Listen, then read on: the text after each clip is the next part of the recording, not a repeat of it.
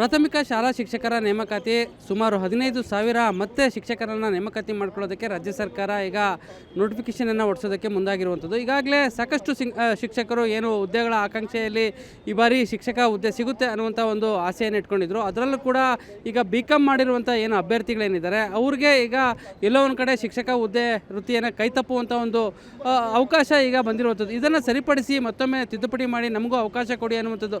ಈಗಾಗಲೇ ರಾಜ್ಯಾದ್ಯಂತ ಸುಮಾರು 6,000ಕ್ಕೂ ಹೆಚ್ಚು ಅಭ್ಯರ್ಥಿಗಳು ಈ ಒಂದು ತೊಂದರೆಗೆ ಸಿಲುಕಿರುವಂಥದ್ದು. ಇವತ್ತು ಕಮಿಷನರ್ ಕಚೇರಿಗೆ ಬಂದಿರುವಂಥದ್ದು ಸಾಕಷ್ಟು ಅಭ್ಯರ್ಥಿಗಳು ಅವರು ತಮ್ಮ ಮನವಿಯನ್ನು ಸಲ್ಲಿಸೋಕ್ಕೆ ಬಂದಿದ್ದಾರೆ. ಒಂದೊಂದು ರೀತಿಯಲ್ಲಿ ಅಂದರೆ ಹೈದರಾಬಾದ್ ಕರ್ನಾಟಕ ಆಗಿರ್ಬೋದು ಮತ್ತು ಬೇರೆ ಬೇರೆ ವಿಭಾಗದಲ್ಲಿ ಸೈನ್ಸ್ ವಿಭಾಗದಲ್ಲಿ ಆಗಿರ್ಬೋದು ಬೇರೆ ಬೇರೆ ಕ್ಯಾಂಡಿಡೇಟ್ಗಳಿಗೆ ಈ ರೀತಿ ನೋಟಿಫಿಕೇಷನ್ ಏನು ತಿದ್ದುಪಡಿ ಹೊರಡಿಸಿದ್ದಾರೆ ಅದರಲ್ಲಿ ತಿದ್ದುಪಡಿ ಮಾಡಿಕೊಡ್ಬೇಕು ಅನ್ನುವಂಥ ಒಂದು ಒತ್ತಾಯವನ್ನು ಮಾಡಿರುವಂಥದ್ದು. ಮೇಡಮ್, ತಾವು ಎಲ್ಲಿಂದ ಬಂದಿರುವಂಥದ್ದು, ತಮ್ಮ ಸಮಸ್ಯೆ ಏನು? ಸರ್, ನಾವು ಧಾರವಾಡದಿಂದ ಬಂದಿರೋದು. ಇವರು 15,000 ಶಾಲಾ ಶಿಕ್ಷಕರ ನೇಮಕಾತಿ ಇವಾಗ ರೀಸೆಂಟಾಗಿ ತುಂಬ್ಕೋತೀನಿ ಅಂತ ಎಲ್ಲ ರಿಕ್ರೂಟ್ಮೆಂಟ್ ಮಾಡ್ತಿದ್ದಾರೆ.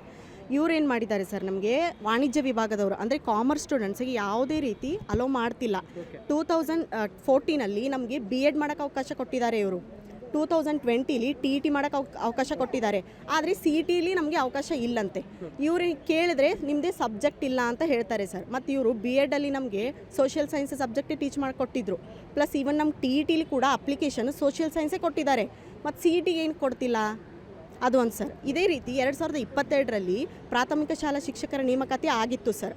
ಅದರಲ್ಲಿ ಜಯಶ್ರೀ ಅಂತ ಮೇಡಮ್ಮು ಧಾರವಾಡ ಪೀಠಕ್ಕೆ ಹೋಗಿ ಅವರು ಅಬ್ಜೆಕ್ಷನ್ ಹಾಕಿದ್ರು. ಸರ್, ನಮ್ಗೆ ಅವಕಾಶ ಇಲ್ಲ, ನಮ್ಗೆ TET ಕ್ಲಿಯರ್ ಆದರೂ ಕೂಡ ಪ್ರಾಥಮಿಕ ಶಿಕ್ಷಣ ಇಲಾಖೆಯಲ್ಲಿ ನಮ್ಗೆ ಎಕ್ಸಾಮ್ ಬರೆಯೋಕ್ಕೆ ಅವಕಾಶ ಕೊಡ್ತಿಲ್ಲ ಅಂತ ಹೇಳಿದರು. ಆವಾಗ ಹೈಕೋರ್ಟ್ ಏನು ಹೇಳುತ್ತೆ ಸರ್, ಇವ್ರಿಗೆ ಅವಕಾಶ ಮಾಡಿಕೊಡಿ ಅಂತ ಹೇಳಿತ್ತು. ಅವ್ರು ಇನ್ನೊಂದೇನು ಆಫ್ಲೈನ್ ಅಪ್ಲಿಕೇಶನ್ ತುಂಬಿಸ್ಕೊಂಡಿದ್ದಾರೆ ಸರ್. ಅವ್ರ ಹತ್ರ ಇದೆಲ್ಲ ಅವ್ರದ್ದು ಡಾಕ್ಯುಮೆಂಟ್ಸ್ ಆಫ್ಲೈನ್ ಅಪ್ಲಿಕೇಶನ್ ತುಂಬಿಸ್ಕೊಂಡು ಅವ್ರದ್ದು ಎಕ್ಸಾಮ್ ಬರೆಸಿ ಅವ್ರದ್ದು ಆನ್ಸರ್ ಶೀಟ್ ಚೆಕ್ ಮಾಡಿಲ್ಲ ಇವರು. ಆಮೇಲೆ ಇನ್ನೊಂದು ಸರ್, ನಮ್ಮ ಇವರು ಸಬ್ಜೆಕ್ಟ್ ಇಲ್ಲ ಅಂತ ಹೇಳ್ತಾರಲ್ಲ, BCom BEd ಸ್ಟೂಡೆಂಟ್ಸ್ ರಾಜ್ಯದಲ್ಲಿ ಸುಮಾರು 7,000ಕ್ಕಿಂತಲೂ ಹೆಚ್ಚಿಗೆ ಇದ್ದಾರೆ ಸರ್. ಅದರಲ್ಲಿ ಸುಮಾರು ಜನ ಗೆಸ್ಟ್ ಟೀಚರಾಗೂ ವರ್ಕ್ ಮಾಡ್ತಿದ್ದಾರೆ, ಸೋಷಿಯಲ್ ಸೈನ್ಸ್ ಸರ್. ಮತ್ತು ಇವ್ರು ಏನಕ್ಕೆ ಅವಕಾಶ ಕೊಡ್ತಿಲ್ಲ ನಮಗೆ? ಸೊ ಇದು ಈಗ ಸುಮಾರು ಆಮೇಲೆ ನಿಮಗೆ PU ಕಾಲೇಜ್ ಲೆಕ್ಚರಿಗೆ ನಾವು BEd ಮಾಡೋಕ್ಕೆ ಅವಕಾಶ ಕೊಡ್ತಿದ್ದೀವಿ. ಅದಕ್ಕೆ ನಿಮಗೆ ಪ್ರೈಮರಿ ಸ್ಕೂಲು ಹೈಸ್ಕೂಲ್ ಟೀಚರ್ ಇಲ್ಲ ಅಂತಾರೆ ಇವರು. ಮತ್ತು TET ಏನಕ್ಕೆ ಕೊಟ್ಟಿದ್ದಾರೆ ಸರ್? TET ನಮಗೆ PUC ಕನ್ಸಿಡರ್ ಆಗೋದಿಲ್ಲ. ಮತ್ತು TET ಏನಕ್ಕೆ ಕೊಟ್ಟಿದ್ದಾರೆ ಇವರು? ಅದೊಂದು ಸರ್. ಆಮೇಲೆ ಈವನ್ ಕರ್ನಾಟಕ ವಸತಿ ಶಾಲೆಯಲ್ಲೂ ಕೂಡ ನಮ್ಗೆ ಕರೆದಿದ್ದಾರೆ. ಅದು ನೋಟಿಫಿಕೇಷನ್ ಆಲ್ರೆಡಿ ಆಗಿ ಅಪ್ಲಿಕೇಶನ್ ಸ್ಟಾರ್ಟ್ ಆಗಿದೆ ಸರ್. ಅದರಲ್ಲೂ ಕೂಡ BCom BEd ಅವ್ರದ್ದು ಯಾವುದೇ ರೀತಿ ಅವಕಾಶ ಇಲ್ಲ. ಮತ್ತು ನಾವು BCom BEd ಮಾಡಿ TET ಮಾಡಿ ಮತ್ತು ಏನಕ್ಕೆ ಯೂಸ್ ಸರ್ ಅದು? ಸೊ ಇದು ನಂದಷ್ಟೇ ಅಲ್ಲ ಸರ್, ಸುಮಾರು ಕರ್ನಾಟಕದಲ್ಲಿ ಯಾರ್ಯಾರು ಮಾಡಿದಾರಲ್ಲ ಅವ್ರದ್ದೆಲ್ಲದರೂ ಪ್ರಾಬ್ಲಮ್ ಆಗಿದೆ. ಈವನ್ ಕೆಲವೊಂದು ರಾಜ್ಯದಲ್ಲೂ ಕೂಡ ನಾನು ಸರ್ ಪೇಪರ್ನಲ್ಲಿ ಪ್ರಜಾವಾಣಿ ಪೇಪರಲ್ಲಿ ನೋಡಿದ ಪ್ರಕಾರ ಕೆಲವೊಂದು ಆಂಧ್ರ ಪ್ರದೇಶ ಆಗಿರ್ಬೋದು, ಒಡಿಸ್ಸಾದಲ್ಲಿ ಅವಕಾಶ ಮಾಡಿಕೊಟ್ಟಿದ್ದಾರೆ ಸರ್. ಅದೇ ರೀತಿ ನಮ್ಮ ಕರ್ನಾಟಕ ರಾಜ್ಯದಲ್ಲೂ ಕೂಡ ಇದನ್ನು ಅವಕಾಶ ಮಾಡಿಕೊಡ್ಬೇಕು. ಸುಮಾರು 2 ವರ್ಷದಿಂದ ವಾಣಿಜ್ಯ ವಿಭಾಗದ ಸ್ಟೂಡೆಂಟ್ಸ್ ಏನಿದಾರಲ್ಲ ಸುಮಾರು ಬಾರಿ ಇಲಾಖೆಗೆ ಮನವಿ ಪತ್ರ ಕೊಟ್ಟು ಸಾಕಾಗಿದೆ. ಸೊ ಇದೊಂದು ಅವಕಾಶ ನಮಗೆ ಮಾಡಿಕೊಡ್ಬೇಕು. ಮೇಡಮ್ ಹೇಳಿ, ತಮ್ಮದು ಏನು ಸಮಸ್ಯೆ? ಈಗ ಇವ್ರದ್ದು ಸೇಮಾ ಇಲ್ಲ? ಇಲ್ಲ ಸರ್, ನಾವು ಕಲ್ಯಾಣ ಕರ್ನಾಟಕ ಭಾಗದವರು. ಮೂಲತಃ ನಾವು PhD ಆಸ್ಪಿರೆಂಟ್ ಸರ್. ನಾವು ಈಗ ಕಳೆದ 3 ವರ್ಷದಿಂದ ಸತತವಾಗಿ ಸ್ಟಡಿ ಮಾಡ್ತಾ ಇದ್ದೀವಿ. ಅದರ ಸಲುವಾಗಿ ಮುಂಚಿನ ರೂಲ್ಸ್ ಪ್ರಕಾರ ಏನು 2015 ನೇಮಕಾತಿಯಲ್ಲಿ ಏನಿತ್ತು, ಸಾಮಾನ್ಯ ಶಿಕ್ಷಕರು ಅಂತ ಇತ್ತು. ಅಂದರೆ ಓವರಾಲ್ 50% ಹಿಡಿತಾ ಇದ್ರು ಸರ್ PUCಯಲ್ಲಿ. ಇನ್ನೊಂದು ಏನಂದರೆ ಆಗ ಯಾವುದೇ ವಿಭಾಗಗಳಿರಲಿಲ್ಲ. ಈಗ PUC ಅವ್ರು ಏನೇ ಮಾಡಿರಲಿ, ಸೋಷಿಯಲ್ ಮ್ಯಾಥ್ಸ್ ಕಾಂಬಿನೇಷನ್ ಆಗಲಿ, ಆಮೇಲೆ ಸೈನ್ಸ್ ಆ್ಯಂಡ್ ಮ್ಯಾಥ್ಸ್ ಕಾಂಬಿನೇಷನ್ ಆಗಲಿ, ಯಾವುದೇ ಗೊಂದಲಗಳಿರಲಿಲ್ಲ ಸರ್. ಈಗ ಏನಾಗಿದೆ ಅಂತಂದರೆ ಇಲ್ಲಿ ನಾವು PUCಯಲ್ಲಿ ಓವರಾಲ್ ಪರ್ಸೆಂಟೇಜು 70 ಮೇಲೆ ಇದ್ದರೂ ಕೂಡ ಆ್ಯಸ್ ಎ ಕರ್ನಾಟಕದಲ್ಲಿ ಹುಟ್ಟಿ ಕನ್ನಡ ಮಾಧ್ಯಮ ಶಿಕ್ಷಕರಾಗಿ ನಾವು ಕನ್ನಡ ಬೋಧನೆ ಮಾಡಬೇಕಂದ್ರೂ ಕೂಡ ಇಂಗ್ಲೀಷಲ್ಲಿ ಕಡ್ಡಾಯವಾಗಿ 50% ಮಾಡಿರಬೇಕು. ಅಂದರೆ ಮತ್ತು ಕರ್ನಾಟಕದಲ್ಲಿ ನಾವು ಹುಟ್ಟಿ ಬೆಳೆದಕ್ಕೆ ಏನು ನ್ಯಾಯ ಇದೆ? ಇಲ್ಲಿ ಕನ್ನಡದಾಗೆ ಅನ್ಯಾಯ ಆಗ್ತಾಯಿದೆ ಸರ್. ಅದು ಒಂದು. ಪ್ಲಸ್ ಯಾವುದೇ ರೀತಿ C&R ಬಿಟ್ಟಿರೋದ್ರಲ್ಲಿ ಅದು ಎಲ್ಲ ವಿದ್ಯಾರ್ಥಿಗಳು, ನನ್ನದೊಂದೇ ಸಮಸ್ಯೆ ಅಲ್ಲ ಸರ್ ಇದು. ಓವರಾಲ್ ಕರ್ನಾಟಕದಲ್ಲಿ ನಮ್ಮ PhD ಆಸ್ಪಿರೆಂಟ್ಸ್ ಏನಿದಾರಲ್ಲ ಸರ್, ಅವ್ರದ್ದು ಎಲ್ಲರದ್ದು ಸಮಸ್ಯೆ ಸರ್ ಇದು. ಹಂಗಾಗಿ ನಮಗೆ ಸಾಮಾನ್ಯ ಶಿಕ್ಷಕರಂತಲೇ ತುಂಬ್ರಿ, ಓವರಾಲ್ ಪರ್ಸೆಂಟೇಜ್ ಕನ್ಸಿಡರ್ ಮಾಡಿ. ಆಗ ಯಾರೂ ಅವಕಾಶದ ವಂಚಿತರಾಗಲ್ಲ. ಆಯಿತು, ನೀವು ನಮಗೆ TET ಮಾಡಿದ್ದೀರಿ sir. As A arts commerce background students ಆಗಿ ನಾವು TETಯಲ್ಲಿ 5 ಸಬ್ಜೆಕ್ಟ್ಸ್ ಅಟೆಂಡ್ ಮಾಡ್ತೀವಿ sir. Maths, science, English. Even ಅದನ್ನೆಲ್ಲ ಎಲಿಜಿಬಿಲಿಟಿ ಕ್ರೈಟೀರಿಯಾ ನಾವು ಪಾಸ್ ಮಾಡಿ PUC ಡಿಗ್ರಿ ಪಾಸ್ ಮಾಡಿಕೊಂಡು ಇಲ್ಲಿವರೆಗೂ ಬಂದು ನಿಂತಿದ್ದೀವಿ ಅಂತಂದರೆ ನಮಗೆ ಅದು ಕೆಪಾಬಿಲಿಟಿ ಇದೆ ಅಂತಲೇ ಅರ್ಥ.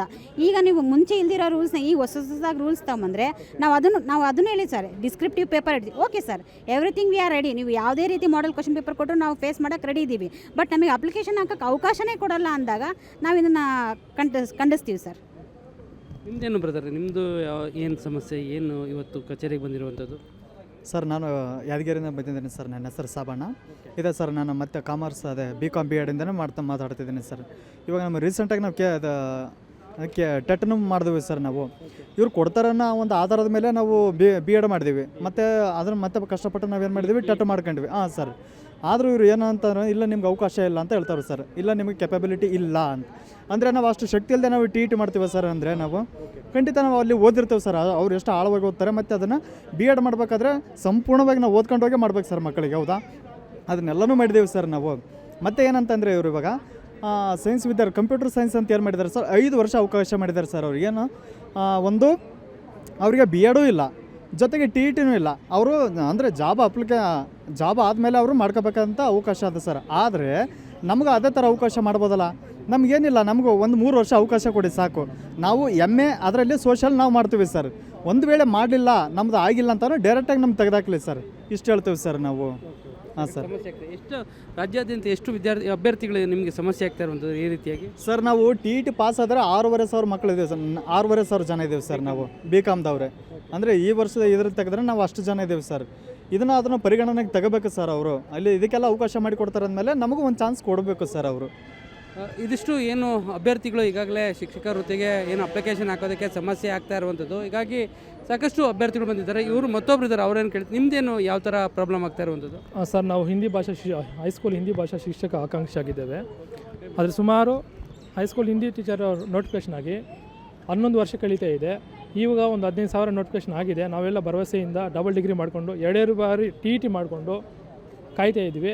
ಆದರೆ ಈ ನೋಟಿಫಿಕೇಷನಲ್ಲಿ ಹಿಂದಿಯವರಿಗೆ ಯಾವುದೇ ಪ್ರಸ್ತಾಪನೆ ಮನೆ ಬಿಟ್ಟ ಒಂದು ಅಧಿಸೂಚನೆ ಗೆಜೆಟ್ ನೋಟಿಫಿಕೇಷನಲ್ಲಿ ಹಿಂದಿ ಶಿಕ್ಷಕರ ಒಂದು ಪ್ರಸ್ತಾಪನೆ ಇಲ್ಲ. ಹಾಗಾಗಿ ನಮಗೆ ತುಂಬ ನಿರಾಸೆ ಆಗಿದೆ. ಹಾಗಾಗಿ ನಮಗೆ ಅವಕಾಶ ಕೊಡಲೇಬೇಕು ಅಂತ ನಾವು ತೀವ್ರವಾಗಿ ಆಗ್ರಹ ಮಾಡ್ತೇವೆ ಸರ್. ಇದಿಷ್ಟು ಸಾಕಷ್ಟು ಅಭ್ಯರ್ಥಿಗಳು ತಮ್ಮ ಬೇಡಿಕೆಗಳನ್ನು ಸಲ್ಲಿಸೋದಕ್ಕೆ ಇವತ್ತು ಶಾಲಾ ಶಿಕ್ಷಣ ಇಲಾಖೆಗೆ ಬಂದಿರುವಂಥದ್ದು. ಈಗ ರಾಜ್ಯಾದ್ಯಂತ 15,000 ಶಿಕ್ಷಕರ ಹುದ್ದೆಗಳಿಗೆ ಏನು ತುಂಬಿಕೊಳ್ಳೋದಕ್ಕೆ ಸರ್ಕಾರ ನೋಟಿಫಿಕೇಷನ್ ಹೊರಡಿಸಿದೆ. ಅದರಲ್ಲಿ ಸಾಕಷ್ಟು ಗೊಂದಲಗಳಿದೆ. ಅದನ್ನು ಹೊಸದಾಗಿ ತಿದ್ದುಪಡಿ ಮಾಡಬೇಕು. ಒಂದು ಕಡೆ ಹಿಂದಿ ಸಬ್ಜೆಕ್ಟ್ ಮಾಡಿರುವಂಥ ಅಭ್ಯರ್ಥಿಗಳಿಗೆ ಅನ್ಯಾಯ ಆಗ್ತಾ ಇರುವಂಥದ್ದು, ಮತ್ತೊಂದು ಕಡೆ ಕಾಮರ್ಸ್ ಮಾಡಿರುವಂಥ ಅಭ್ಯರ್ಥಿಗಳಿಗೆ ಅನ್ಯಾಯ ಆಗ್ತಾ ಇರುವಂಥದ್ದು. ಯಾಕೆಂದರೆ ಅವರು B.Ed ಮತ್ತು TET ಎರಡರಲ್ಲೂ ಪಾಸಾಗಿದ್ದರೂ ಈಗ ಅಪ್ಲಿಕೇಶನ್ ಹಾಕೋದಕ್ಕೆ ಎಲಿಜಿಬಲ್ ಅಲ್ಲ ಅನ್ನುವಂಥದ್ದು. ಹೀಗಾಗಿ ಮತ್ತೊಂದು ಸಾಕಷ್ಟು ಸಂಖ್ಯೆಯಲ್ಲಿ ಅಪ್ಲಿಕೇಶನ್ಗಳು ಹಾಕೋದಕ್ಕೆ ಸಾಕಷ್ಟು ಸಮಸ್ಯೆ ಆಗ್ತಾ ಇದೆ. ಇದನ್ನು ಬಗೆಹರಿಸಿ ಅನ್ನುವಂಥ ಒಂದು ಒತ್ತಾಯವನ್ನು ಈಗ ಸರ್ಕಾರಕ್ಕೆ ಮಾಡ್ತಾ ಇರುವಂಥದ್ದು. ಕ್ಯಾಮ್ರಾ ಪರ್ಸನ್ ಶಿವಕುಮಾರ್ ಜೊತೆ ನಂದೀಶ್ ಮಲೆನಹಳ್ಳಿ, HNet ಸುವರ್ಣ ನ್ಯೂಸ್, ಬೆಂಗಳೂರು.